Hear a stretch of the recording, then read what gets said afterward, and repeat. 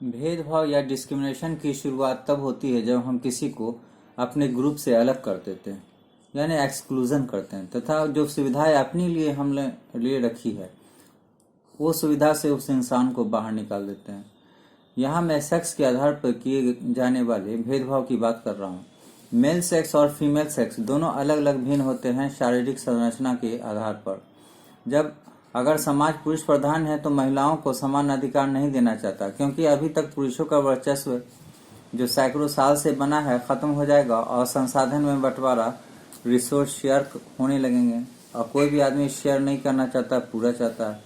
आपने देखा होगा सती प्रथा, विधवा विवाह, 3 तलाक, अनेक शादियां, पिता की संपत्ति में अधिकार न मिलना या कम मिलना, ये सारे पुरुष प्रधान समाज के एक्सक्लूजन को ही दिखाते हैं और उसका हिस्सा है, क्योंकि ये सारे फैक्टर्स पुरुष के वर्चस्व को बनाए रखते हैं और महिलाओं को वंचित करते हैं या उनके अधिकार को कम करते हैं। भारत सरकार और भारतीय संविधान ने अनेक कदम उठाए और औरतों के अधिकार को सुनिश्चित करने के लिए 2005 में महिलाओं को पुरुष के समान अधिकार पैतृक संपत्ति में दी गई। हाँ, मुस्लिम महिलाओं को पैतृक संपत्ति में आधा, पुरुषों का आधा मिलता है अधिकार। ये तो रही कानून की बात, जो कभी ठीक ढंग से लागू नहीं होती और पुत्रियां, बेटियां वंचित रह जाती हैं या अधिकार का इस्तेमाल नहीं कर पाती किसी दबाव में। बचपन से ही लड़कियों को यह दिमाग में डाला जाता है कि तुम्हें घर के काम, हाउसकीपिंग एक्टिविटीज करनी है और लड़के को आउटडोर, बाहर का काम करना है, आउटडोर एक्टिविटीज करना है। चूंकि घर के काम अपने लिए होते हैं, सेल्फ कंजम्पशन के, तो उसमें पैसे नहीं मिलते हैं, जैसे झाड़ू देना, पोछा करना, कपड़े साफ करना। और पुरुषों के काम बाहर के होते हैं, अदर्स कंजम्पशन के, तो उसमें पैसे मिलते हैं। और हम जानते हैं कि इज्जत सम्मान उसी को मिलेगा जो पैसा कमाएगा।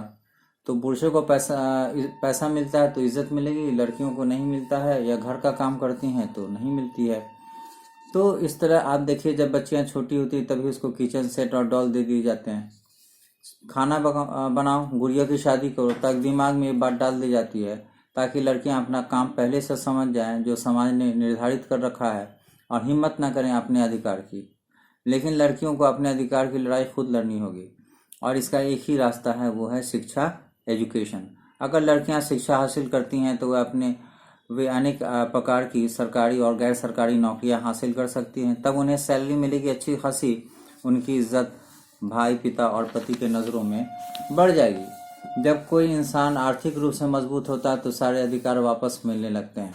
महिलाएं जब आर्थिक रूप से मजबूत होंगी तो वो सारे अधिकार जो भारत सरकार ने, संविधान ने दे रखे हैं वे उन्हें मिल जाएंगे और इस तरह भारत में एक आदर्श समाज का निर्माण होगा जहां नर नारी के अधिकार बराबर और सम्मान भी बराबर होंगे। Thank you. अगर आपको ये वीडियो पसंद आए तो इसे लाइक करें, सब्सक्राइब करें, शेयर करें। आपका अशरफ, समस्तीपुर से।